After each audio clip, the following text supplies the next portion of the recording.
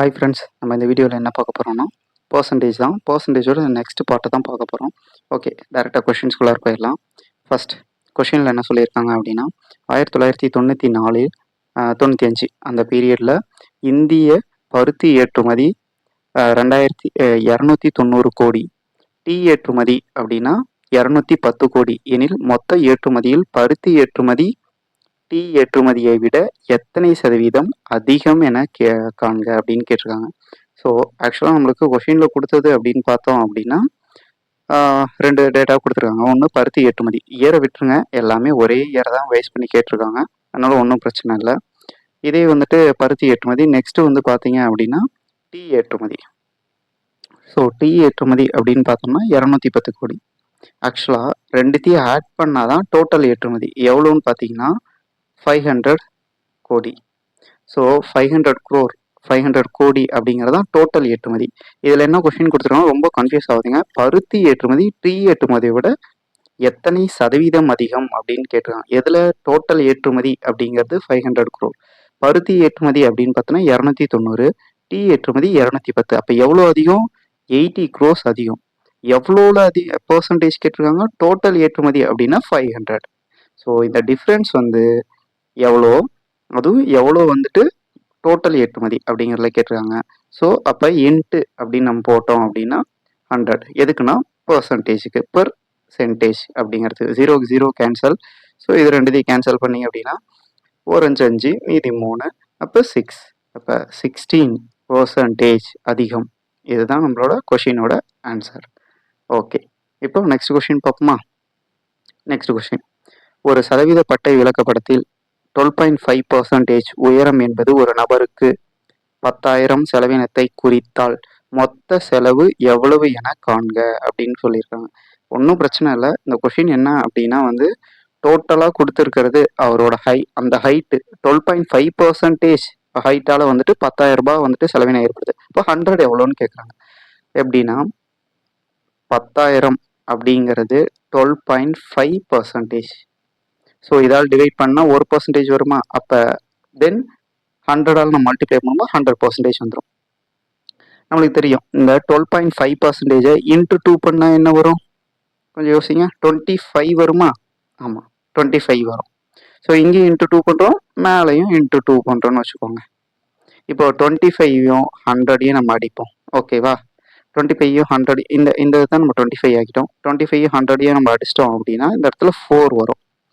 கீழே இந்த 2 பண்ணதால தான் 25 வந்துருக்கு, மேலே இன்ட்டு 2 தான் பண்ணியிருப்போம். அப்போ மேலே வந்து பார்த்தீங்கன்னா 8 இன்ட்டு 10,000, அப்போ 18,000 அப்படிங்கிறதான் இதோட ஆன்சர். ஓகே, இப்போ நெக்ஸ்ட் கொஸ்டின் பார்ப்போமா?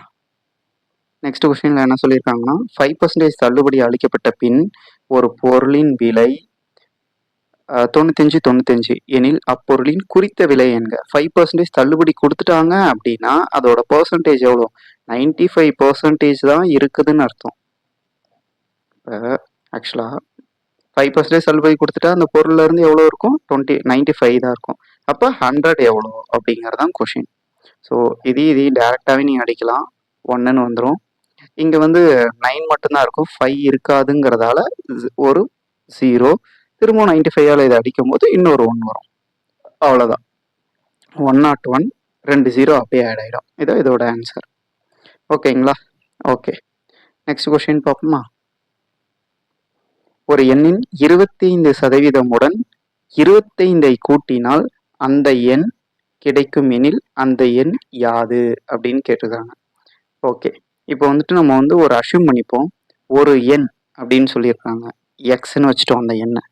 ஓகே, அதோட 25%, அதோட 25% அப்படின்னா ஒரு நம்பருக்கு அதோட 25%. 25%ஓட 25 கூட்டினால் 25 கூட்டிட்டோம், அதே எண் எக்ஸே கிடைக்குதுன்ட்டாங்க. இதான் இங்கே கொடுத்துருக்கிற சம். ஸோ நம்ம இது ரொம்ப காம்ப்ளிகேட் பண்ணிக்க வேணாம். அப்படி இருக்கும் போது என்ன கேட்டிருக்காங்க அப்படின்னா அந்த எண் என்ன அப்படின்னு தான் நம்மளுக்கு கேட்டிருக்காங்க. ஸோ 25ஆல் அந்த 100 அடித்தோம் அப்படின்னா 1 கீழே 4ன்னு வந்துடும். அப்போது இந்த இடத்துல இருக்கிறதுல கிராஸ் மல்டிப்ளை பண்ணலாம்.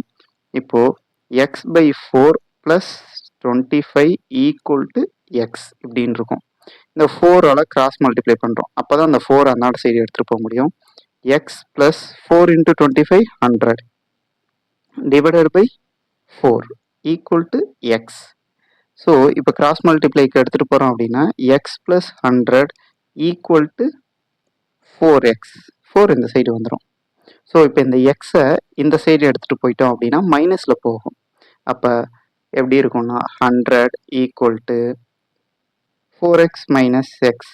அப்போ நெக்ஸ்ட் ஸ்டெப்பு 3xன்னு வந்துடும். இங்கே 100. So X 100 by 3. ஸோ எக்ஸை நம்ம வந்து ஃபைன் பண்ணிட்டோம். இதுதான் எக்ஸுங்கிறது 100 பை 3 அப்படிங்கிறது தான் எக்ஸ். இதை தான் நம்மளுக்கு கொஷினில் கேட்டிருக்காங்க. ஓகே, இப்போ நெக்ஸ்ட் கொஸ்டின்.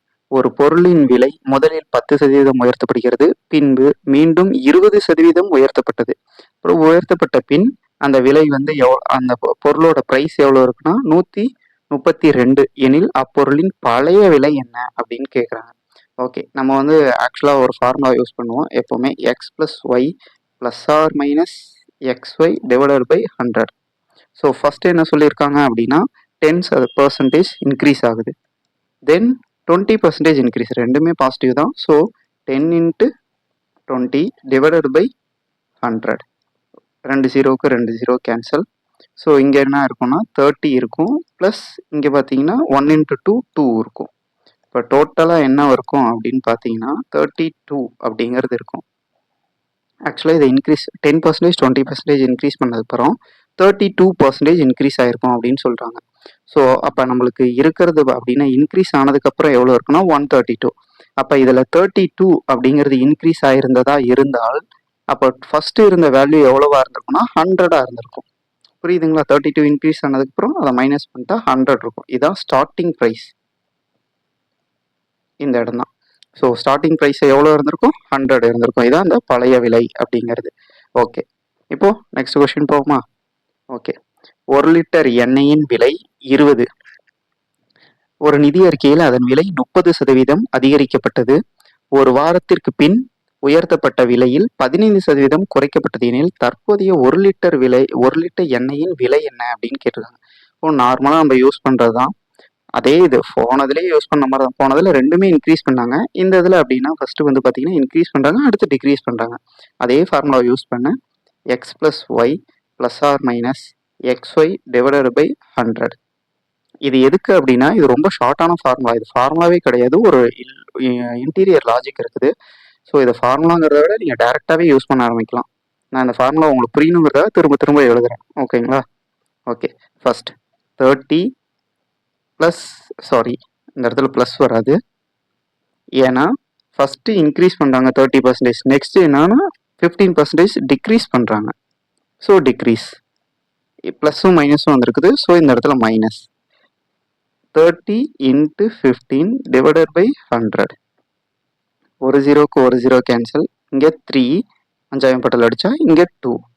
அப்போ என்ன இருக்குதுன்னு பார்த்தீங்கன்னா 30 மைனஸ் 15 அப்படின்னா 15 வரும். மைனஸ் அப்படியே இந்த மைனஸ் அப்படியே இங்கே மைனஸாக வருது. 9 3 × 3. ஆக்சுவலாக இங்கே ஒரு 3 இருக்குது, இங்கே ஒரு 3 இருக்குது. இப்போ டோட்டல் 9/2 அப்படின்னா வந்துட்டு 9ல் பாதி எவ்வளோ? 4.5.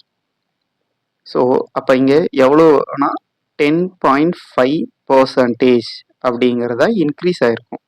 ஸோ அவங்க என்ன சொல்லியிருக்காங்க? தற்போது 1 லிட்டர் எண்ணெயின் விலை என்ன அப்படின்னு சொல்கிறாங்க. 20 ரூபாய் இருக்குது. ஃபஸ்ட்டு 30% இன்க்ரீஸ் பண்ணி 20% 15% டிக்ரீஸ் பண்ணால் டோட்டலாக 10.5% அப்படிங்கிறது இன்க்ரீஸ் ஆகிருக்குன்னு சொல்கிறாங்க.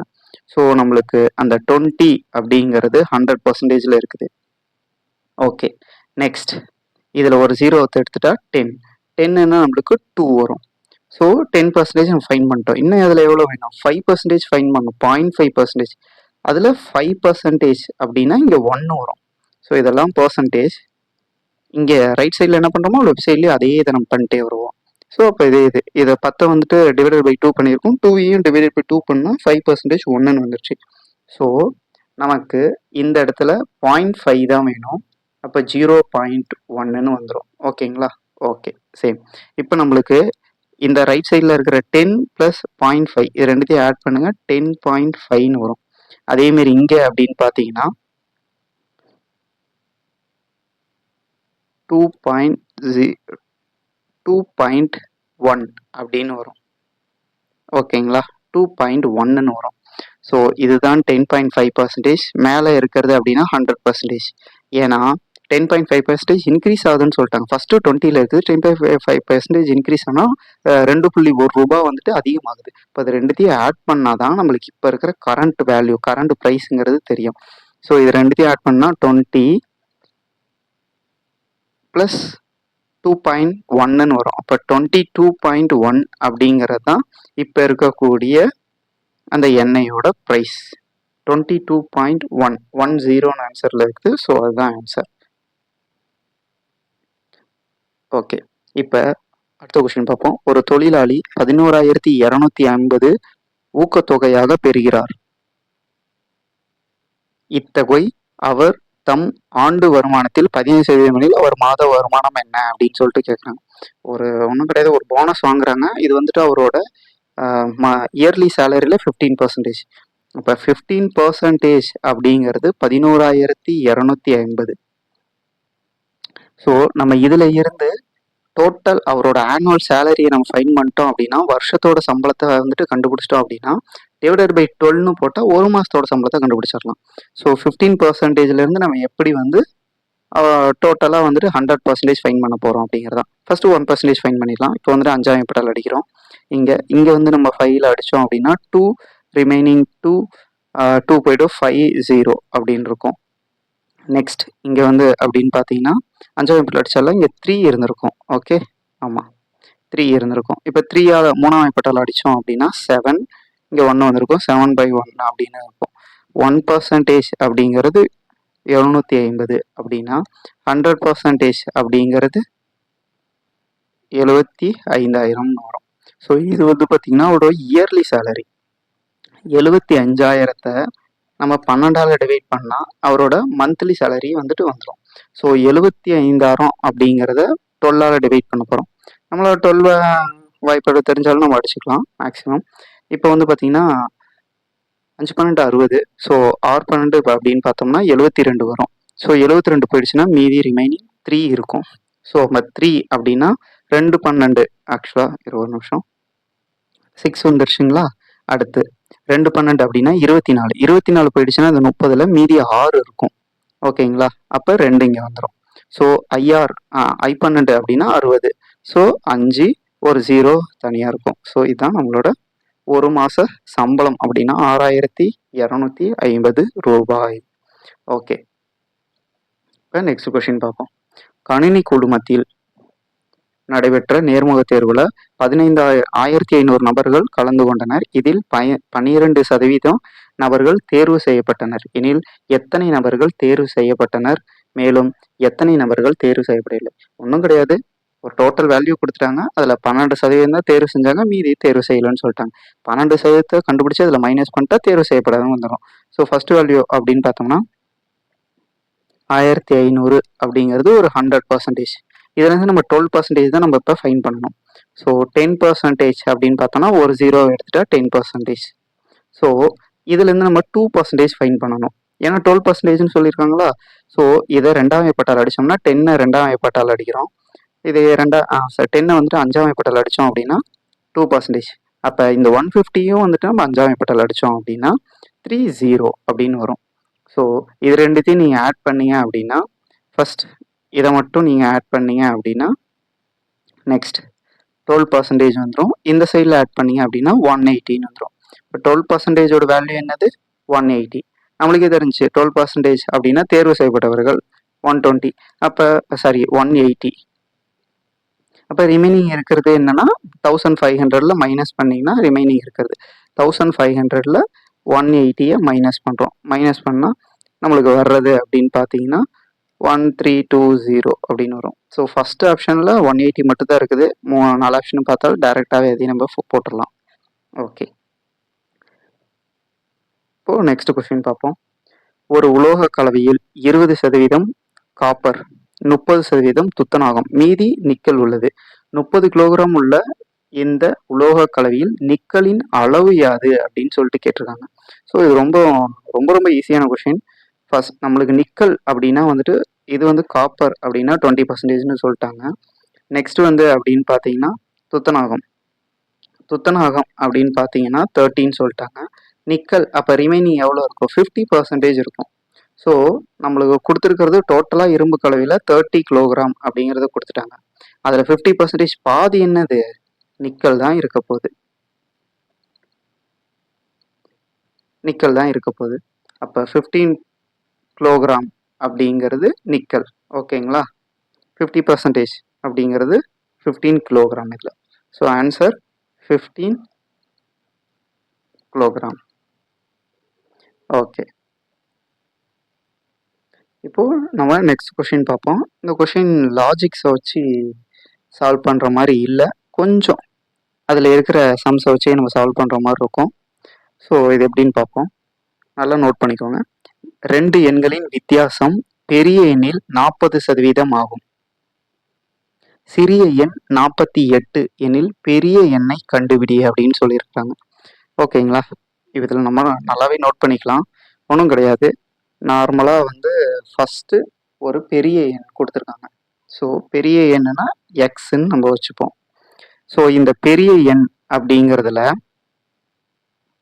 என்ன சொல்லியிருக்காங்க அப்படின்னா, பெரிய எண்ணையும் அந்த சின்ன எண்ணையும் மைனஸ் பண்ணால், சின்ன எண்கிறது 48ன்னு சொல்லிட்டாங்க. மைனஸ் பண்ணால் பெரிய எண் இருக்குல்ல, அந்த பெரிய எண்ணில் 40% அப்படின்னு சொல்லிட்டாங்க.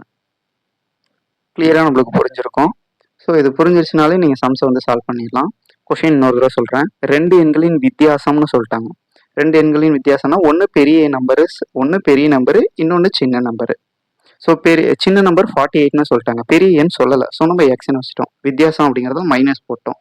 அப்படி இருக்கும்போது பெரிய எண்ணுங்கிறத எக்ஸ்ன்னு வச்சுருக்கோம். அதில் 40% வரும் அப்படின்னு சொல்லிட்டாங்க ஆன்சர். ஸோ இதான் அதோட கொடுத்துருக்கிறதோட ஈக்குவேஷன். இதை மட்டும் நம்ம ஃபார்ம் பண்ணிட்டோம். ஸோ இப்போ இந்த 40லேயே நம்ம சால்வ் பண்ண ஆரம்பிப்போம். ஒரு 0 கேன்சல்.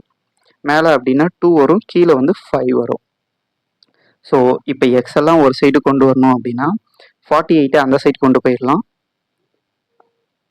அப்போ இந்த சைடு ப்ளஸில் இருக்குது. அப்போ 2x டிவைடட் பை 5ன்னு இருக்கும். 48 இந்த சைடு வந்துடும். ஸோ இப்போ கிராஸ் மல்டிப்ளை இப்படி பண்ணுவோம். இப்படி பண்ணும்போது என்ன வரும் அப்படின்னா 10 அப்படின்னு வரும். 10ங்கிறத விட இந்த இடத்துல 5 தான் இருக்குது, இங்கே 1 இருக்குது. ஸோ கிராஸ் மல்டிப்ளை பண்ணும்போது 10 வராது. இந்த இடத்துல என்ன வரும் அப்படின்னா 5 தான் வரும். 5x minus 2x divided by 5 equal to 48ன்னு இருக்கும். ஸோ இதோட கண்டினியூஷனை இங்கேருந்து ஸ்டார்ட் பண்ணுவோம். ஸோ இங்கே என்ன இருக்கும் அப்படின்னா 5x minus 2x equal to 48. இது ரெண்டுத்தையும் மைனஸ் பண்ணோம் அப்படின்னா 3x இருக்கும். ஸோ இந்த 5 அப்படிங்கிறது இந்த சைடு மல்டிப்ளையில் இருக்கும். கீழே இருந்து வந்த 5 இந்த சைடு மல்டிப்ளையில் இருக்கும். ஸோ இது ரெண்டுத்தையும் பண்ணோம் அப்படின்னா 240 வரும். இப்போ எக்ஸ் ஈக்குவல் டு 240 மைனஸ் 3 அப்படின்னா 18 வரும். 24 அப்படின்னா 3ஆல் அடித்தோம் அப்படின்னா 8 வரும். ஸோ இப்போ எக்ஸ் ஈக்குவல் டு 80. அந்த எண் என்னன்னு தான் கேட்டிருக்காங்க. அந்த பெரிய எண் பார்த்தீங்கன்னா 80 அப்படிங்கிறது தான் இதோட ஆன்சர். ஓகே, நெக்ஸ்ட் கொஸ்டின் பார்ப்போமா. 40%-இன் 15% மற்றொரு எண்ணின் 25%-ஐ விட 2 அதிகம் எனில் அந்த எண் யாது அப்படின்னு சொல்லிட்டு கேட்டிருக்கிறாங்க. ஓகே, இப்போ நம்மளுக்கு ஃபர்ஸ்ட் வந்து சொல்லிட்டாங்க. என்ன சொல்லியிருக்காங்க? 40-இன் 15% அப்படின்னு சொல்லிட்டாங்க. அவ்வளோதான். 40-இன் 15% ஆனது மற்றொரு எண் என்னன்னு அவங்க சொல்ல, மற்றொரு எண்ணின் 25%-ஐ விட 2 அதிகம்னு சொல்லிட்டாங்க. அப்போ ஃபர்ஸ்ட் இருக்கிறது பெரிய நம்பர், செகண்ட் மற்றொரு எண் அப்படிங்கிறது சின்ன நம்பர். ரெண்டுத்தையும் மைனஸ் பண்ணால் 2 வரும்னு சொல்லிட்டாங்க. ஸோ நம்ம ஃபர்ஸ்ட் இருக்கிறத நம்ம சால்வ் பண்ண ஆரம்பிப்போம். இங்கே ஒரு 0, இங்கே ஒரு 0 கேன்சல், இங்கே 3, இங்கே 2. திரும்பவும் கிராஸ் மல்டிப்ளைல அடித்தோம் அப்படின்னா இங்கே 2. இப்போ டோட்டலாக இதோட வேல்யூ என்னன்னு பார்த்தீங்கன்னா 6. 2 × 3ன்னு லாஸ்ட்டாக இருக்குது. இது ரெண்டுத்தையும் மல்டிப்ளை பண்ணால் 6 வருது. இதோட வேல்யூ 6ன்னு தெரிஞ்சிருச்சு. அப்போ இதோட வேல்யூ 2ன்னு தெரிஞ்சிருச்சு. ஒரு நம்பரால் இங்கே மைனஸ் பண்ணணும். இப்போ 6ல் இருந்து எதை மைனஸ் பண்ணால் 2 வரும்? 4 மைனஸ் பண்ணால் தான் 2 வரும். அப்போ இந்த இடம் 4னா இதோட வேல்யூ என்னது 4ன்னு தான் அர்த்தம். ஸோ இது ரெண்டுத்தையும் நம்ம ஈக்குவல் பண்ணுறோம். X 25% equal to 4. இது ரெண்டுத்தையும் நீங்கள் கிராஸ் மல்டிப்ளை பண்ணிங்கன்னா 1 கீழே 4ன்னு இருக்கும்.